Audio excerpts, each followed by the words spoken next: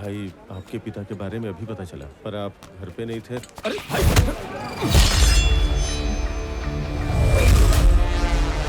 राघव, इन सबको यहाँ से लेकर जाओ, जल्दी करो। चलो चलो जल्दी चलो। मैडम, चलिए मैडम। मैडम चलिए ना, मैडम चलिए ना प्लीज, आप चलिए आइए ना, मैडम। वो आ जाएगा।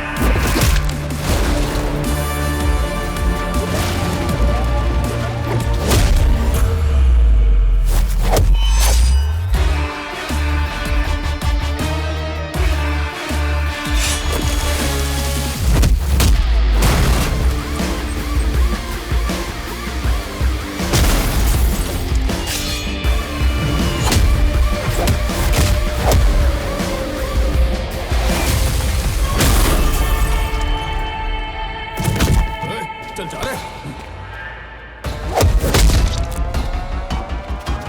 देख क्या रहा है, तू भी जा।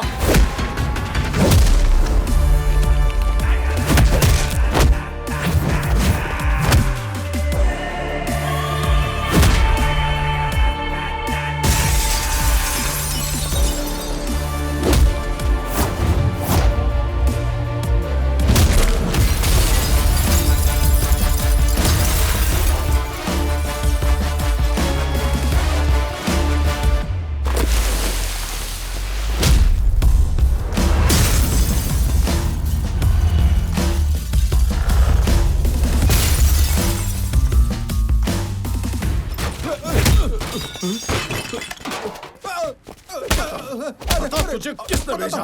बता, मुंह खोल, बोल, ये किसने भेजा? ये एसपी ने ये फोटो देकर भेजा था। अब प्लीज भाई छोड़ दो।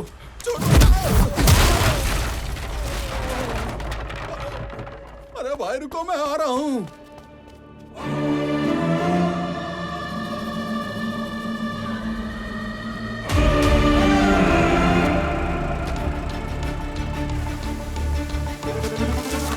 दादाजी,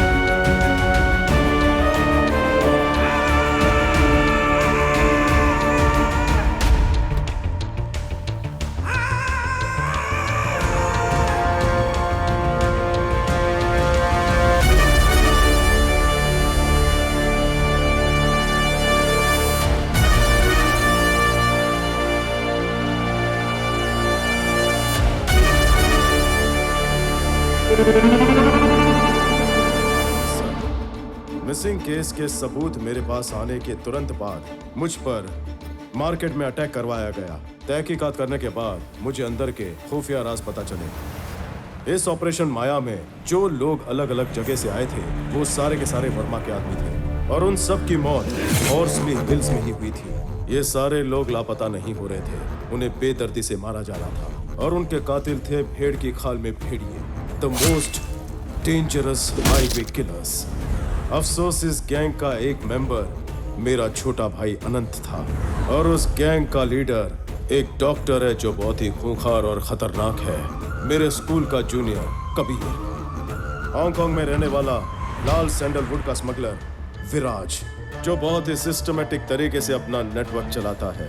और इसी विराज का 4000 टन लाल चंदन शेषाचलम के पोर्ट से निकलकर मैंगलुरु पोर्ट तक ले जाने का सीक्रेट ऑपरेशन एसपी की मदद से पूरे जोर शोर से हो रहा था। और उस लालची एसपी देवानंद की नजर विराज के 1000 करोड़ के असाइनमेंट पर पड़ी और फिर इसने जन्म दिया हाईवे किलर्स गैंग को। और हमारे एसपी देवानंद इस किलर गैंग की तहकीकात करने का नाटक कर रहा था। सरकारी वैन का इस्तेमाल करके अपने काम को अंजाम दे रहा था। वर्मा के कहने पर वो जानबूझकर गाड़ियों को रोकता, ड्राइवर्स और वर्कर्स को बेरहमी से मार देता था। उसके बाद चोरी की हुई लॉरी और कंटेनर्स को करीब के जंगलों में लेकर जाते। आखिरी कंटेनर लोड करके जब वर्मा निकल रहा था तो उसने देखा कि उसका एक कंटेनर उल्टी दिशा में जा रहा था। उसे पता चला कि कंटेनर किलर गैंग के कब्जे में था। जंगल में उसका सामना किलर गैंग से हुआ। तुम लोग यहाँ पर क्या कर रहे हो? कंटेनर क्यों बदल रहे हो? हाँ? कौन हो तुम लोग, बताओ मुझे। यार कुछ तो गड़बड़ है। ए वर्मा, मैंने इसको कहीं देखा है यार। अरे क्या कर रहे हो? प्लीज इसे मत मारो, छोड़ दो इसे। कंटेनर को चुराने के बाद लॉरी और इंसान को वो लोग दफन कर देते थे। इलाका जंगल के बीच होने की वजह से इसकी भनक किसी को नहीं लगती थी। और तो और इस खेल में दूर दराज के गांव के बूढ़े दंपत्ति के बच्चे भी बलि चढ़ गए थे। ये सब कुछ होते हुए गांव के एक बूढ़े आदमी ने अपनी आंखों से देखा। बीवी को बचाने के लिए वो उस गांव से भाग गया। कुछ दिन बाद वो अपने बच्चों की लाश ढूंढने वापस जंगल के रास्ते निकला। हाईवे किलर्स वर्मा और सुरेंद्र को मौत के घाट उतार रहे थे। ये देखकर बूढ़ा डर गया। हॉर्सली हिल्स को ही उसने अपना घर बना लिया। मौका मिलते ही उसने 2-3 हाईवे किलर्स को मौत के घाट उतार दिया। और जिस दिन उसने अनंत को मेरी गाड़ी में देखा, उसने अनंत को पहचान लिया। दूसरे हाईवे किलर की तरह अनंत को मौत के घाट उतारने के लिए उसने एक्सीडेंट की प्लानिंग की। और जब मैंने उस बुजुर्ग आदमी से बात करने की कोशिश की तब उसने मुझे सच्चाई बताई। अनंत भी मर गया और पिताजी भी नहीं रहे। सैकड़ों लोगों की जान लेने वाले हाईवे किलर्स बेखौफ घूम रहे थे और दूसरी तरफ एसपी देवानंद ने लाल चंदन की लकड़ी काटने वाले वर्कर्स को अपने रास्ते से बड़ी बेरहमी से हटाया। These criminals will be punished, no matter what, even though there is no evidence. I will do that, sir. Damn it.